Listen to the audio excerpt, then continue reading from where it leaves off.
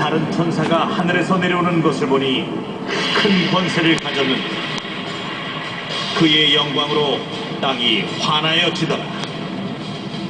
힘센 음성으로 외쳐 가로되 무너졌도다 무너졌도다 큰 성 바벨론이여.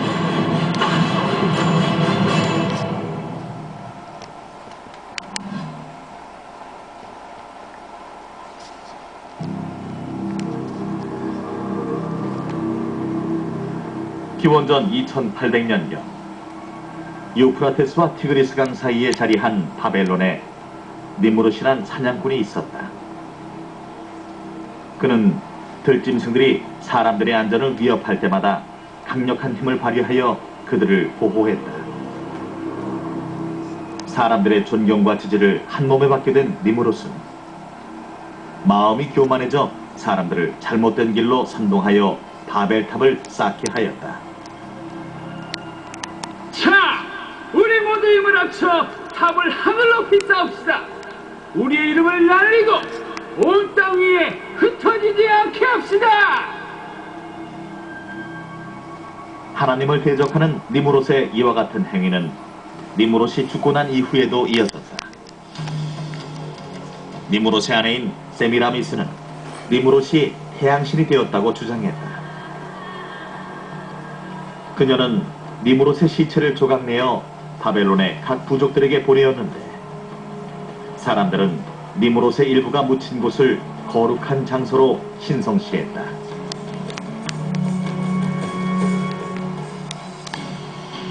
그녀는 또 자신이 낳은 아들이 니무롯의 환생이라고 주장했다. 내 아들 담무스는 태양신이신 니무롯이 환생한 것입니다.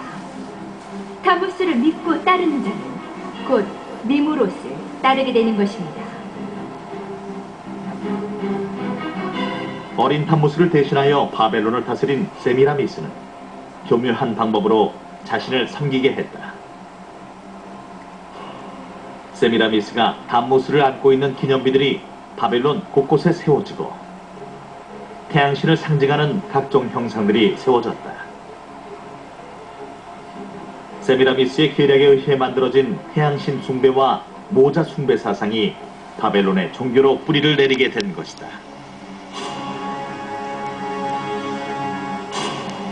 바벨론에서 기원한 우상 숭배는 바벨탑이 무너진 이후 세계 여러 나라에 확산되었다.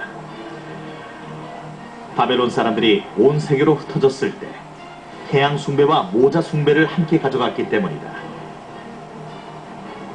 결국 태양 숭배와 모자 숭배는 각 나라의 문화와 종교에 뿌리 깊게 흡수되어 다양한 형태와 이름으로 불려졌다.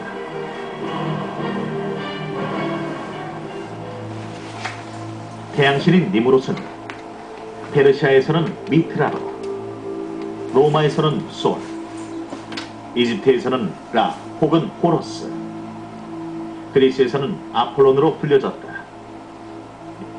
모자 숭배의 시초가 된 세미라미스와 담무스는 이시스와 호러스, 비너스와 디오니수스, 다이아나와 아티스, 아스타롯과 담무스로 각각 불려졌다. 이 밖에도 아이를 안고 있는 여신의 형상은 세계 여러 나라에서 추앙을 받았다. 그렇다면 이와 같은 모자 숭배는 바벨론 시대에서만 환영받던 특정 시대의 산물이었을까? 놀랍게도 바벨론의 모자 숭배는 몇천 년이 지난 지금까지 이어지고 있다. 로마 바티칸, 이곳에서 모자 숭배 사상이 그대로 전승되어 있음을 발견할 수 있다.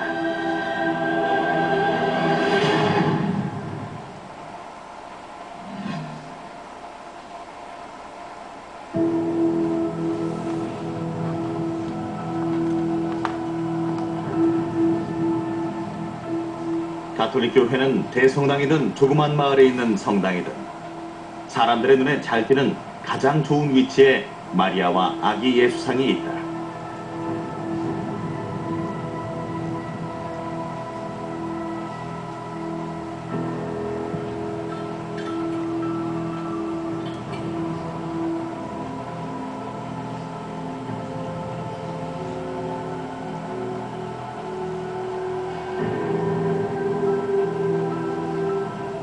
사람들은 마리아가 그려진 그림이나 동상 앞에서 경의를 표하고 기도를 한다.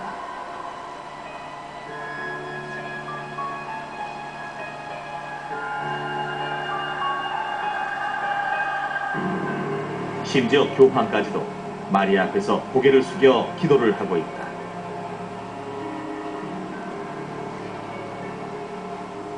예수님의 모친인 마리아가 이렇듯 섬김과 경배의 대상이 되고 있는 이유는 무엇일까? 유명한 로마 가톨릭 저술가인 알폰수스 리교리는 자신의 저서에서 그리스도보다 마리아에게 기도를 하는 것이 더 효과적이라고 설명했다.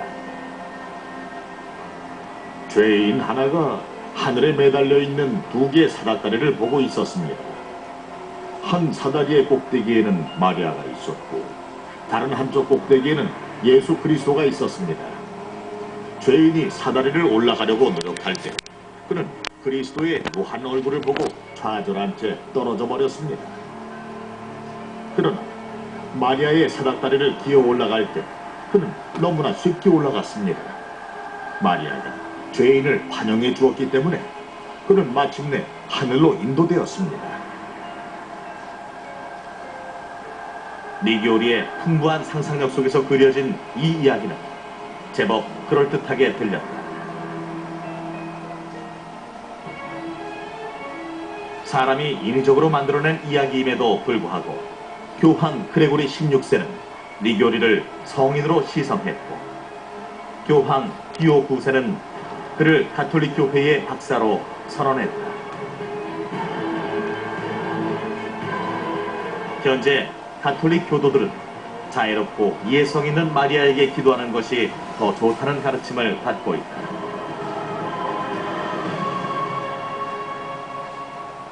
우리는 마리아를 통하지 않고 마리아의 중개와 마리아의 협조 없이는 결코 주님께 가지 말아야 합니다. 우리는 예수님께 기도할 때도 마리아 없이는 결코 하지 말아야 합니다.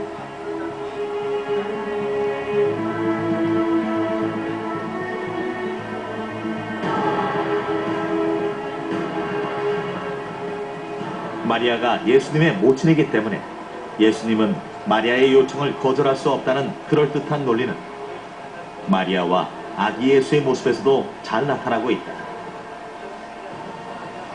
가톨릭 교회 안에서 볼 수 있는 예수님의 모습은 대부분 마리아의 품에 안긴 어린 아기의 모습으로 나타나고 있다.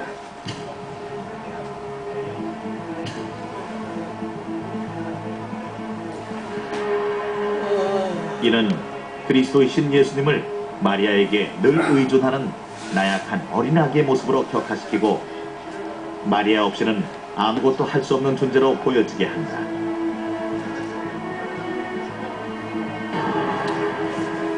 그래서일까 오늘날 가톨릭 교인들은 예수님보다 마리아를 더 높은 위치에 두고 있다.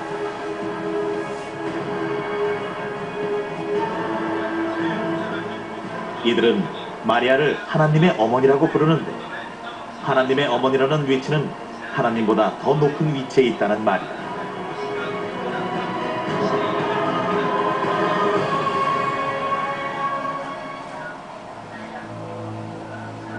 하지만 마리아는 여자로서 구원자 예수님을 수태하는 일에 선택을 받은 피조물에 불과하다.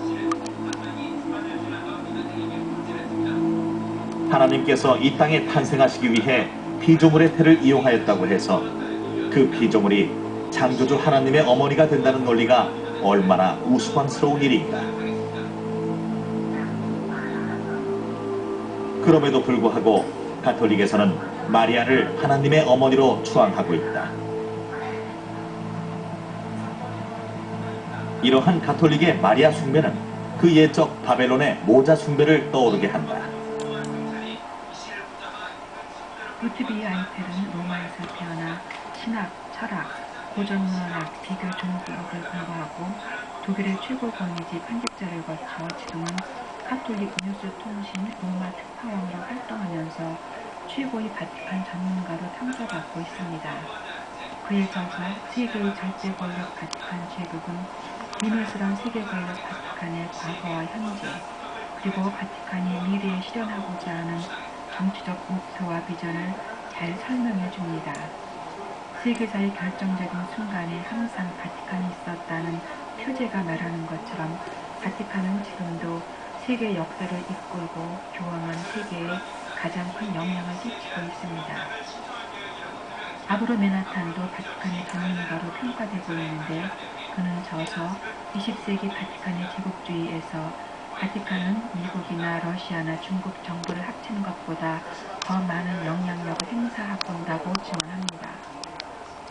세계 최고의 부자 집단인 로마 카톨릭은 엄청난 경제력을 통해 세계에 막대한 영향력을 행사해 왔으며 산하의 여러 조직들, 즉 예수회, 오프스데이, 콜럼버스 기사단, 말타 기사단, 예루살렘의 성요한 기사단, 템플라 기사단, 그리스도의 첩분단, 청색분단 등의 비밀 집단 등을 통해 암암리의 다양한 방법으로 힘을 발휘하고 있습니다. 또한 프리메이슨, 장미십자회, 일루미나티 등의 다른 비밀 조직들도 로마 카톨릭과 연관을 갖고 교황의 영향력에 힘을 더해주고 있습니다. 로마 카톨릭은 중세시대의 초절정의 권력을 행사하던 그 시대가 다시 오기를 열망하며 이제 전 세계가 자신의 권력과 통치 아래 복종하게 될 것을 꿈꾸고 있습니다. 예수회는 카톨릭 교회 내에서 가장 큰 선교단체로서 카톨릭 사회의 핵심층을 교육하는 지적 엘리트 계층이라고 불리우는데 바로 이 목적을 위해서 세워졌습니다. 이그나티우스 로욜라는 종교개혁으로 약화된 로마 카톨릭이 다시 세력을 일으켜 정치 권력을 장악함으로 세계를 지배할 수 있게 해야 한다는 목적으로 예수회를 조직하고 교황에게 충성을 맹세하자. 예수회는 그 목표 달성을 위해서라면 비도덕적인 행동도 장려합니다. 내 아들아, 이제까지 위선자로 행동하라고 훈련받아 왔다. 한 교파에 교리많은 고수해서는 안 된다. 자신이 처한 상황에 따라 처신을 달리해야 한다. 로마 카톨릭 내에선 로마 카톨릭 신자로, 개혁교도 사이에서는 개혁교도가 되어라. 내 형제들 사이에서도 스파이가 되어라. 누구도 믿지 말고 누구도 신뢰하지 말아라. 필요하다면 우리의 거룩한 종교와 교황을 비난하며 상대방의 신뢰를 얻어라.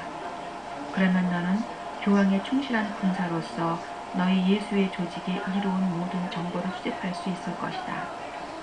공예 전체가 동의한 바 이단적 교회, 즉 개신교를 파멸시키기 위해서는 교리를 혼합시키고 현재 허용된 것보다 더 많은 의식들을 첨가시키는 것보다 더 좋은 방법은 없다. 예수에 대한 수많은 역사적 비평이 있지만 아브라함 리컨 대통령을 인용하면 다음과 같습니다. 예수에는 마피아와 여러 비밀 단체들과 정보기관과 한 통속이 되고 거대 기업들과 손을 잡아 비밀스러운 목적을 위해서 거액의 돈을 뿌리고 정치와 종교와 첩보와 금융과 조직범죄 사이의 경계성이 희미해져서 마침내 무엇이 무엇인지 모를 지경에 이르렀다. 내 목숨을 노리는 음모들이 그토록 많이 꾸며졌는데 그 모든 것이 실패했다는 것은 정말 기적이다. 예수에는 피 흘리는 일의 명수다. 이런 예수의 정체가 사람들에게 잘 알려지지 않은 것은 그에 관해 저술된 서적들이 모두 절판되고 서가에서 사라져버렸기 때문입니다. 그러나 볼테르에 따르면 18세기 말까지 예수에 관해 기록된 책이 6,000권에 달했고 아돌프 미셸에 의하면 19세기에는 예수회 및 그들의 활동에 반대하는 책이나 설교가 엄청나게 많이 출간되었다고 합니다.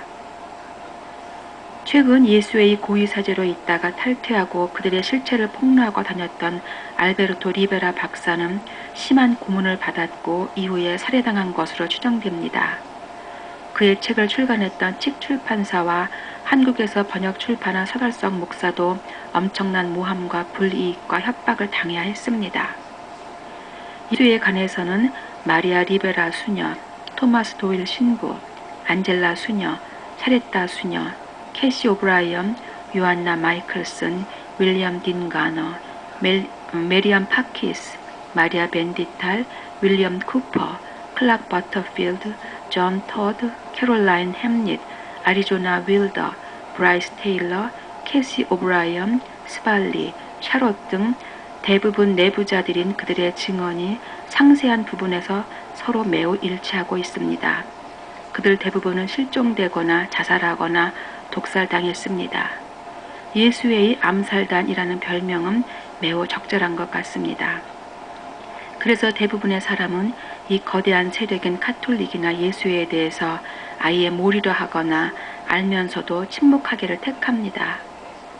그러나 적어도 기독교인이라면 카톨릭에 대해 반드시 알아야 하는데 그들은 십자가의 복음을 변질시켜 다른 복음을 전파하고 다른 그리스도를 믿게 하면서 수많은 영혼들을 파멸로 인도하고 있기 때문입니다.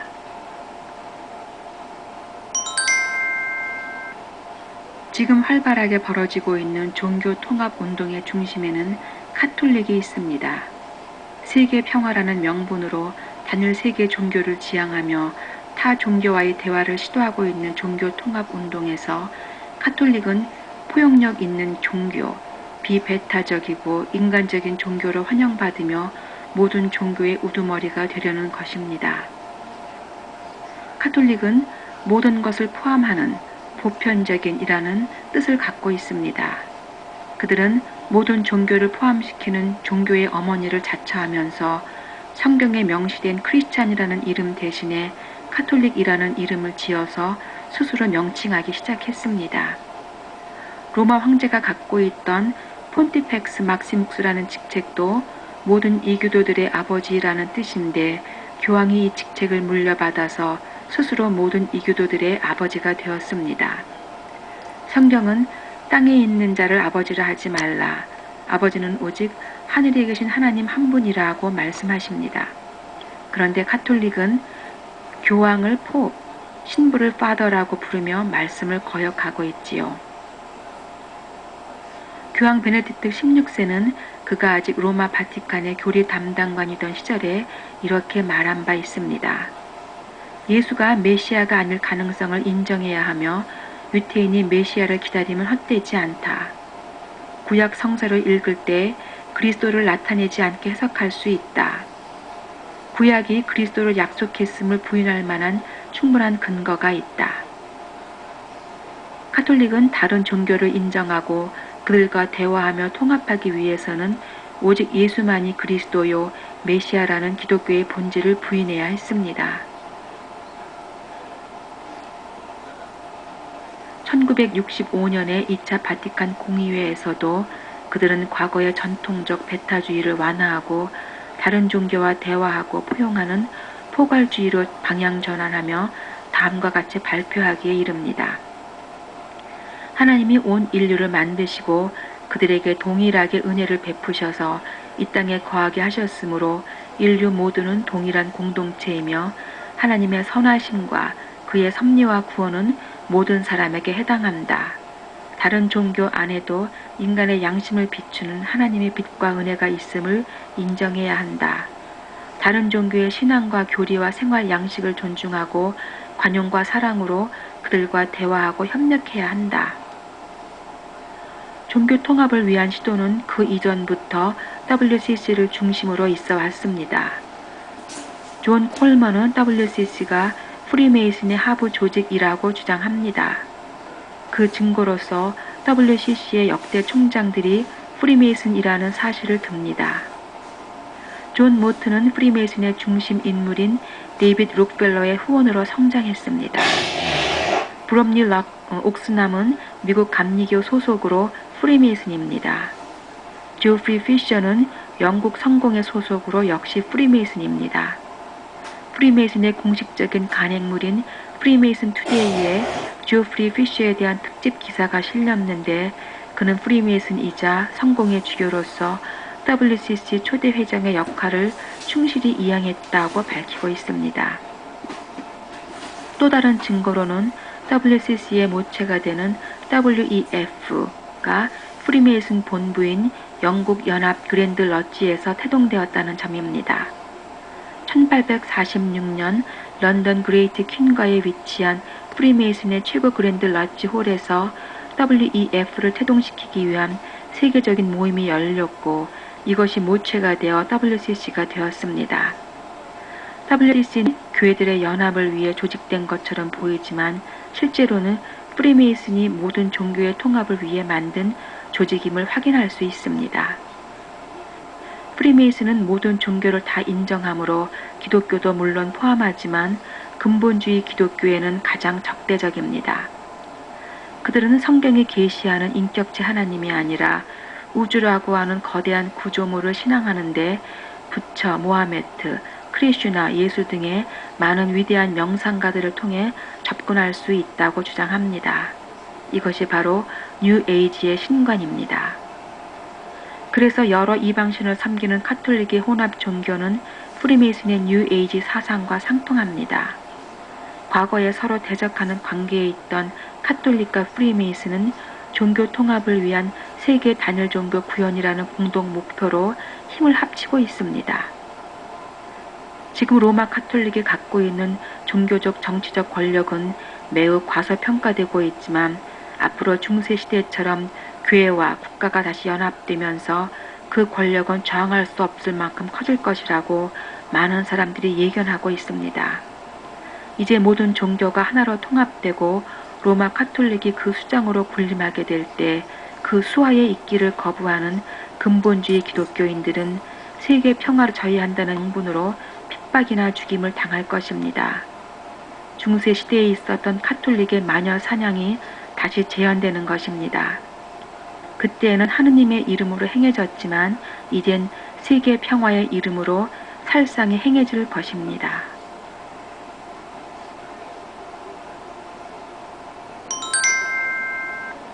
카톨릭과 프리메이슨은 종교 통합 사상이 더 잘 보급되도록 유엔 안에 많은 종교 기구들을 만들었습니다. 유엔 종교연합기구는 세계 평화와 지구의 신성함을 보호하는 일에 있어서 다른 사람들과 대화의 장을 마련하는데 그 목표가 있다고 말합니다. 그러나 숨겨진 목표는 모든 사람들을 단일 종교의 우산 아래로 끌어들여서 단일 정치 체제로 들어가게 만드는 것입니다. 유엔의 40여 개 종교기구들은 모두 비슷한 구호를 내세우고 있지요. 세계의 종교 간의 분쟁을 종식하고 세계의 평화를 위해서 종교 간의 대화를 갖고 종교를 통합하자는 것입니다. 평화를 위해, 가난 퇴치를 위해, 여성 해방을 위해, 지구 환경을 지키기 위해 세계가 하나가 되어야 한다는 좋은 명분을 들고 나오면서 사람들의 환영을 받고 있습니다. 천주평화연합도 그 중 하나인데 통일교 교주 문선명의 아들 문현진이 의장을 맡아 활동하고 있습니다. 2000년 8월 28일부터 31일 사이에 세계 종교들을 하나로 묶는 작업을 위해 13개의 종교조 대표 2000명이 유엔 본부에 모였습니다. 한국 측에서는 기독교의 강원영 목사, 불교의 고은 시인 등이, 그리고 미국 측에서는 기독교 대표로 빌리 그레암 목사의 딸 앤 그레암이 참석했습니다. URI 회장이자 미국 성경의 주교인 윌리엄 스윙은 유엔의 종교연합기구의 존재에 대해서 반대하는 사람들이 있을 것이다. 가장 비타협적인 유일한 저항 세력은 기독교 근본주의자들이 될 것이다 하고 경계했습니다. 유엔 부사무총장 로버트 뮬러는 그러한 근본주의자들은 완고한 믿음의 체계에 집착하고 전 세계의 갈등에 불을 붙이는 자들이다. 오직 이 유성의 건강과 지구의 숭고함에만 충성을 다짐하는 종교연합기구를 통해서 근본주의자들을 무력화시키지 않는 한 세계 평화는 불가능할 것이다 하고 주장했습니다.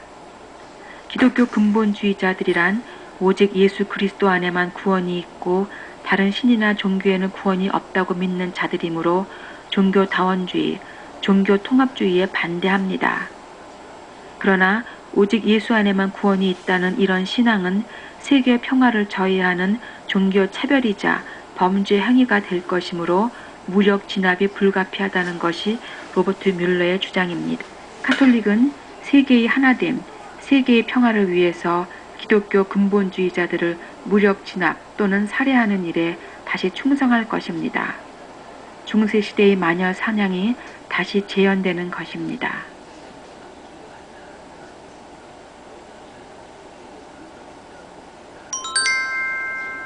사탄은 그리스도처럼 되고 싶어서 자신을 광명의 천사로 가장합니다. 내가 지극히 높으신 분같이 되리라. 사단도 자기를 광명의 천사로 가장하나니, 그러니까 적그리스도는 불교나 이슬람교나 무신론자 중에서 나오는 것이 아니라 자칭 기독교라 하는 곳에서 나올 것입니다. 성경은 예수를 평화의 왕으로 부릅니다. 사실 예수의 출현으로 인류에게는 많은 갈등과 분쟁이 있었습니다. 예수를 믿게 되면서 믿지 않는 가족들과 갈등이 있고 예수를 전하면서 죽임을 당하기도 했습니다. 사탄이 주인된 이 세상 가운데 예수가 오시면서 이후로 지금까지 엄청난 영적 전쟁이 계속되어 왔습니다. 예수님 자신도 세상에 평화가 아니라 칼을 주러 오셨다고 말씀하셨습니다. 그럼에도 예수를 진정한 평화의 왕이라고 부르는 이유는 바로 인간과 하나님과의 평화를 이루셨기 때문입니다. 예수님의 십자가 죽으심으로 인해서 인간들은 죄 때문에 관계가 막혀졌던 하나님과 다시 화목해 되어 진정한 평화를 누릴 수 있게 되었습니다. 그리스도의 영광을 훔치고 싶은 적그리스도는 자신도 평화의 왕으로 불리고 싶어 합니다. 종교적 폐쇄성으로 인해 대립하고 갈등하는 현대사회에서 종교를 넘어 화해와 대화와 사랑을 강조하는 교황은 온 세상에서 평화의 왕으로 추앙받고 있습니다. 그는 평화와 화해의 메신저와 중재자로서 앞으로 유대인과 아랍인과의 화해를 이끌어낼 것으로 주목받고 있습니다. 근본주의자 기독교에 대해서는 피해 숙청을 감행하면서 인위적인 평화를 이루어갈 것입니다. 과거 로마 시대에도 팍스 로마나의 평화가 있었습니다. 아구스투스가 내란을 종식시키자 혼돈과 폭동이 사라지고 질서가 확립되고 예술과 상업과 농업이 발전하고 법이 구현되었습니다. 여기서 팍스 아구스타, 팍스 로마나라는 용어가 생겨났습니다. 하지만 팍스 로마나는 공평과 정의와 사랑에 기초한 평화가 아니라 피로 물든 평화였습니다. 경쟁적인 나라들을 군사력으로 괴멸시키며 엄청난 폭력을 통해 얻은 평화였습니다. 무력으로 쟁취된 평화는 일시적인 평화일 뿐이어서 됐습니다. 이제 세계에는 팍스 로마나와 같은 가짜 평화, 일시적 평화가 교황의 종교 통합을 통해서 다시 올 것입니다. 그러나 성경의 예언대로 그 세력과 추종자들은 하나님에 의해 곧 파멸되고 말 것입니다. 1870년